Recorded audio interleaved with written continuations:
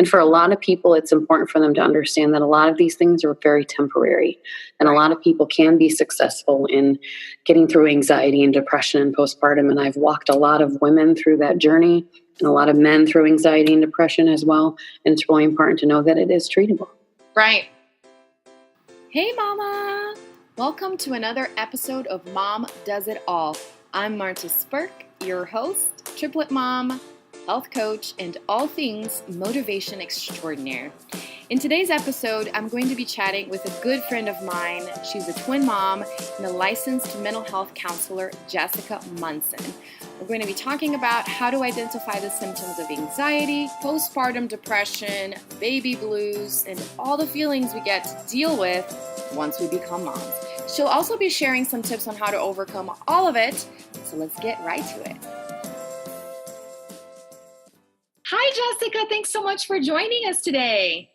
Hi, Marta. How are you? I'm good. I'm so excited about our chat.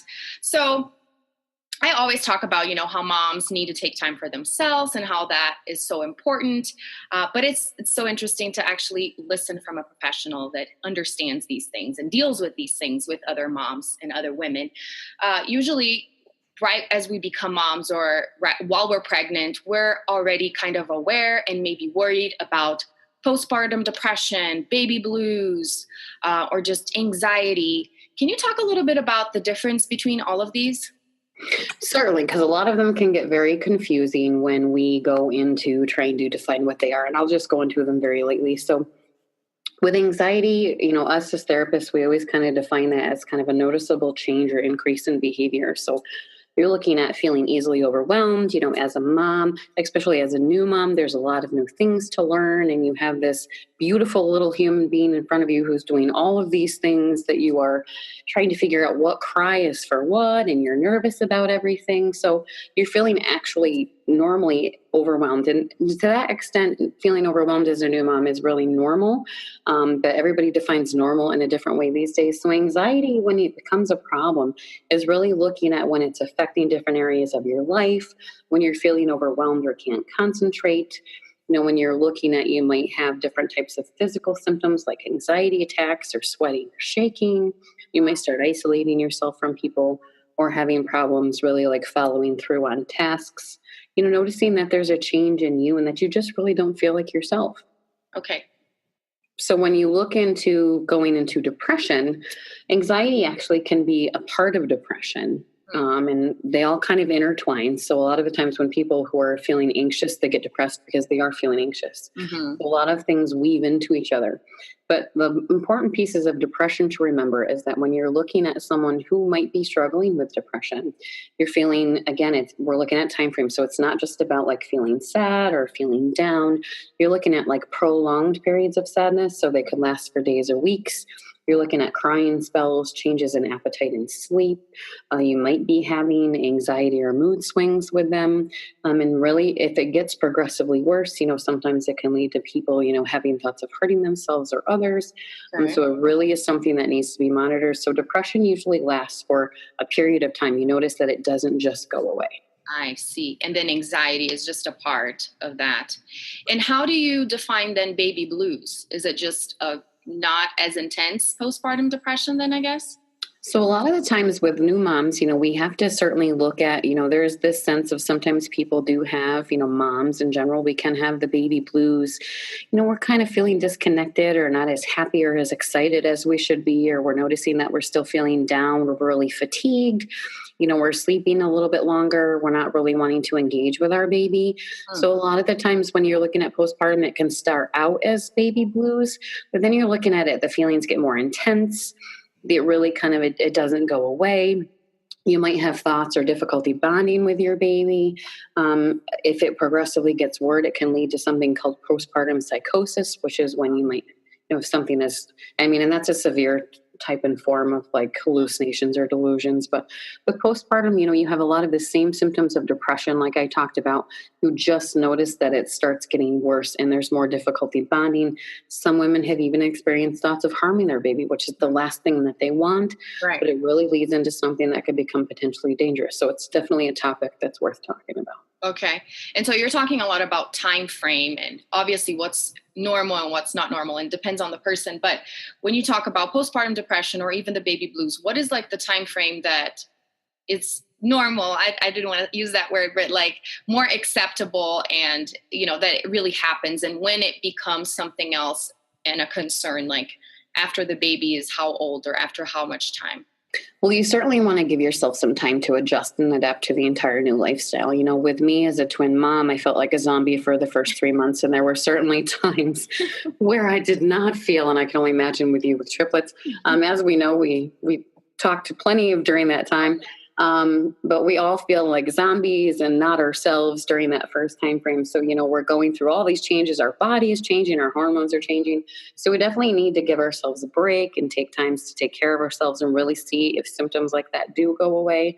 But when we notice that the feelings are getting really intense and really strong, I would say within a 2 to 3 month time frame, if they're not really going away or things are progressively getting worse, that would be the time to really seek help.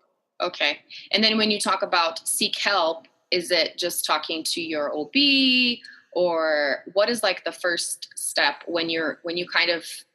That is a great question, because a lot of the times, a lot of people don't know how to reach out, and their OB, their doctors, their prenatal cares, their midwives, wherever they go, that's actually a great resource to start with, because they are actually experts themselves in identifying women with postpartum and seeing what families are going through and seeing that the bond is not attaching like it should be, and really kind of working with women in that respect. So they have a lot of connections to resources. If you don't have an OB or you're not following up with prenatal care or postnatal care, you're really looking at contacting, like if there's local mental health hotlines, there is also a national suicide talk line. There's typically community mental health resources in every community. You just have to kind of look around a little bit, so you can either research them online or call your local hospital, and they should be able to fill you in on what's... Okay. And then with your experience, is it usually something that starts with the mom, like she notices all these changes and then she seeks for help? Or is it something that family members might encourage them because they're noticing a difference in behavior? I think I've seen 50-50. I've seen a lot of moms who are able to kind of pull themselves out of that and see that something's not right, like I shouldn't feel this way. And then at the same time, I've also seen family members who have come in who are really close with the mom and the husband and, whoever may be there as their partner, kind of like checking on them or visiting, and they notice that something's different. So I've had families kind of reach out for help as well, which is a great resource, because we also have to remember that someone who's struggling with severe anxiety or severe depression, can be really debilitating for them. And if they can't complete a thought, and if they can't complete a task or really stay on task or concentrate, or if they're not really feeling bonded, they think that something's wrong with them, and they kind of isolate themselves, and they're afraid to ask for help because they do feel like something's wrong with them. And we're here to tell them that there is not anything wrong with you. It is very normal. You're just struggling at the moment. And it's really important that you give yourself a break, and it is okay to ask for help. Right. And well, one thing that I've shared before is that growing up, it was like looking at therapists and psychology and all of that. Because I grew up in a Christian home, it kind of felt, I don't want to say wrong, but it's like you should find other ways, like talk to your family, or maybe, you can pray about it. But what are the benefits, obviously, as a professional, to actually talk to someone that is like neutral or impartial and has the expertise of human psychology, basically? Well, I think you highlighted some of them right there. I think it's really important for people to realize that getting help does not mean you are crazy. It does not mean that you're going to have a diagnosis that you're living with for the rest of your life. There's a lot of misperceptions about therapy. There's also a lot of stigma associated with seeking treatment for mental health. And I completely understand that. And being in the field for a little over 10 years now, I realized that I spend a lot of time educating and talking to families and people in general, because I'm pretty down to earth. Like how I'm talking to you right now is how I talk in therapy. So people are like, wow, like this is so different than I thought it was going to be. Like, expecting some workbook. We're going to come in and sit down and have an agenda every day. But seeking treatment, as you highlighted, for one of the things is it's an outside resource. It's for somebody that you don't know.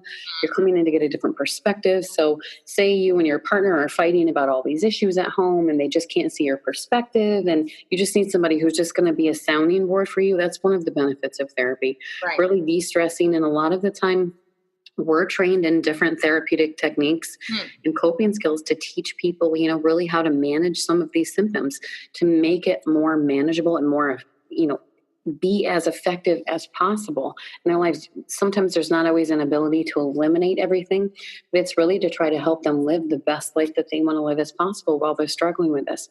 And for a lot of people, it's important for them to understand that a lot of these things are very temporary.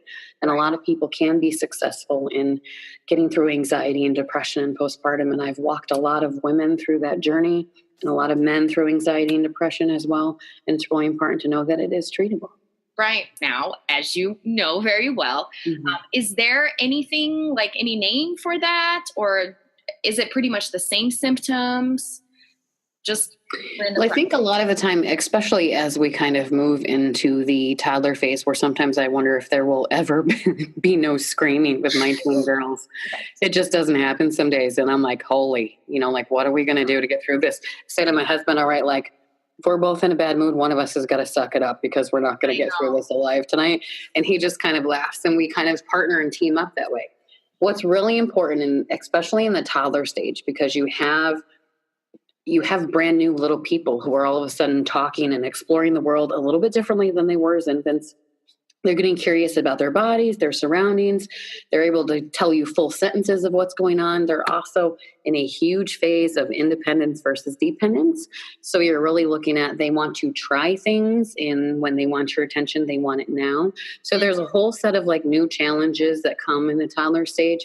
What's really important, especially if you're feeling overwhelmed or anxious during these time frames, is to make sure that you have a few things built into place. And this will kind of segue into some of my things that we can do to help anxiety, especially for moms though, who are in those first 5 years of life. And once you get to teenage stage, you're just going to go through it all over again.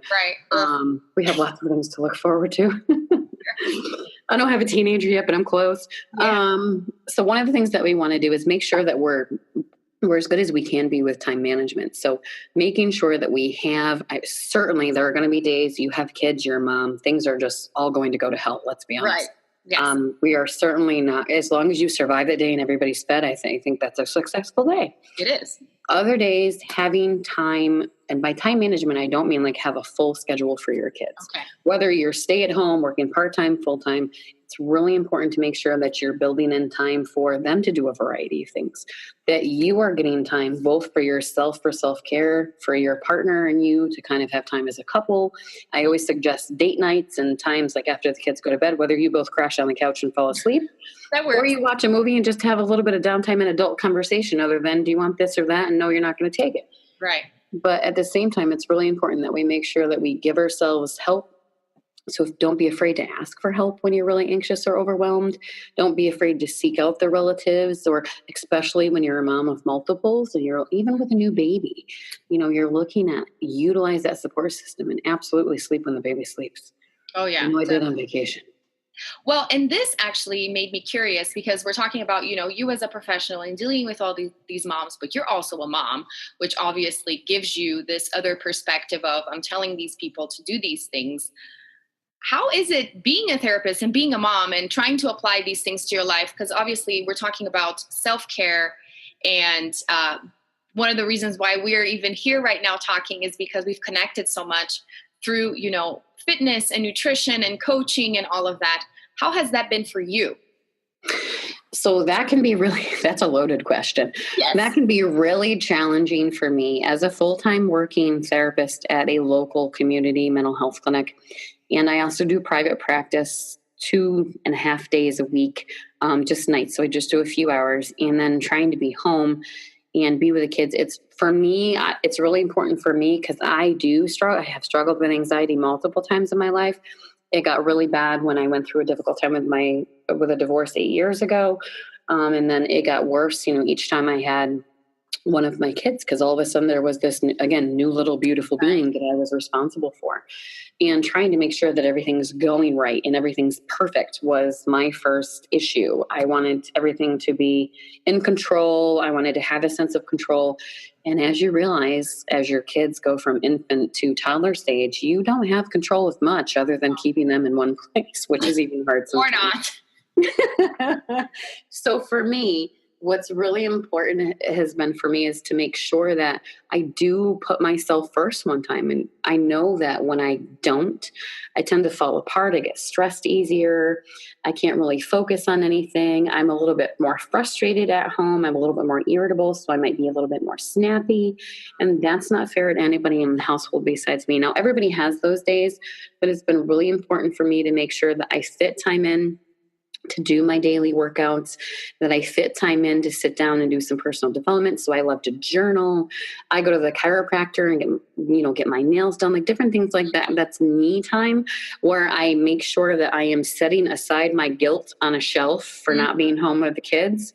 And then I am absolutely focusing on, okay, I'm going to soak this hour in, and then but for me, let's be honest, I probably normally try to keep them up a little bit later to spend a little bit more time with them, or I'll cancel an appointment or sneak something in. We had whatever ways you can find ways to do things. So for me, it's summer months right now, I schedule a lot less because I love to be able to go home to those little faces at night, because it's so hard for me. The mom guilt is so real when I walk out after a week of vacation of being with them full time, and I walk up to work and they're like, "Bye, mommy, I love you."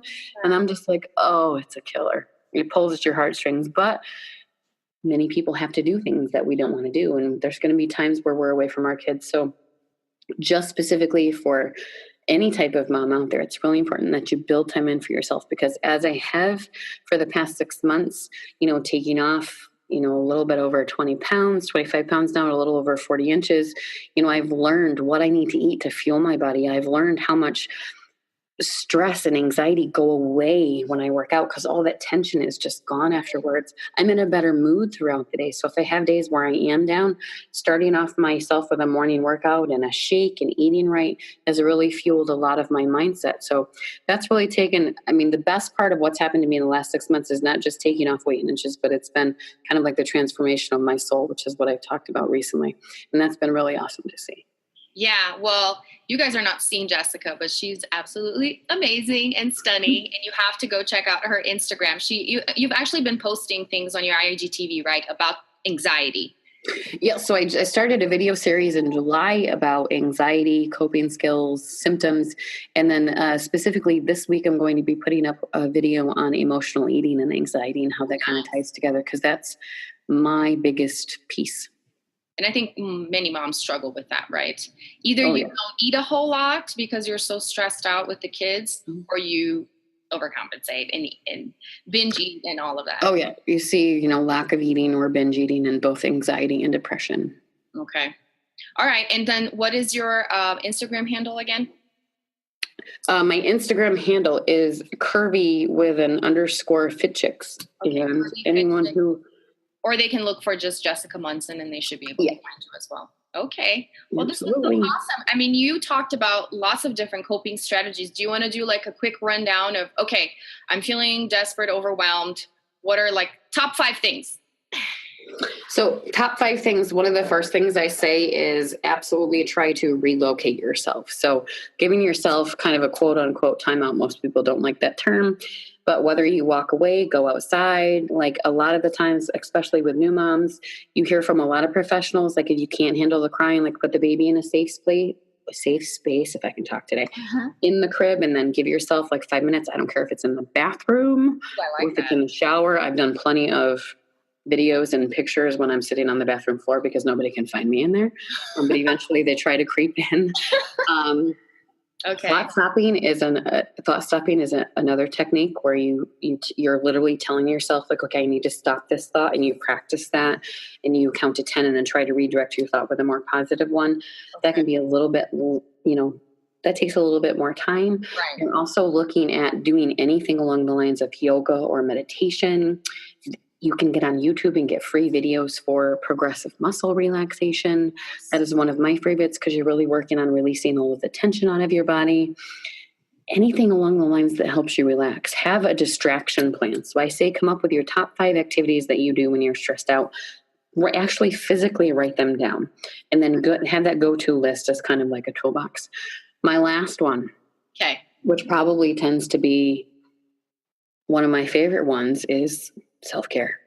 Right. Some level of self-care. So for me, my fitness routine is built into my self-care. Yes. Doing anything along the lines of taking time for yourself. Journaling is another big one I have people do with anxiety, getting all those racing thoughts out of their heads, practicing like their mindfulness skills, like focusing, honing in on things where you can kind of build your tolerance for concentrating. So those will be my... Right. And you can't really run away from self-care, right? I mean, I feel like I talk about this and I think about this all the time, but when you're stressed out, it's sometimes hard to remember, okay, I need to take a time out, like what you said. We just have to be reminded of this constantly, because when you're in the thick of it, it's hard. Mm-hmm. Yeah, right, absolutely. So that's the hard part. So even writing down like your own plan, like this is my toolbox for anxiety. I have a lot of people who count up to 10, count back down from 10. There's just a lot of different things that people can do. Like imagine like a safe place that you can kind of sit in and relax in today. Yeah.